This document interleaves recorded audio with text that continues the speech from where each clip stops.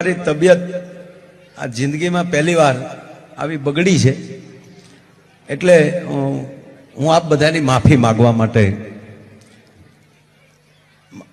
મારો કોઈ એવો ઈરાદો નથી કે હું અહીંથી જ્યારે નીકળી શકું, પણ આપ બધાને હું ખૂબ ખૂબ દાતાઓને પ્રણામ કરું છું, તમામ વડીલોને પ્રણામ કરું છું.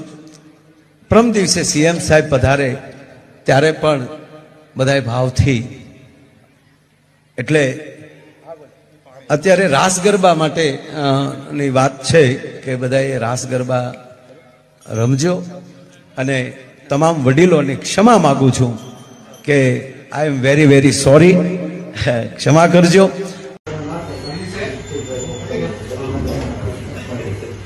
બે શબ્દ બોલી નાખો. આપણે એકદમ રેડી થયો, કોઈ ચિંતા કરવાની જરૂર નથી. હા, બસ. બે શબ્દ બોલી નાખો. આપણે એકદમ રેડી થયો, કોઈ ચિંતા કરવાની જરૂર નથી. હા, બસ.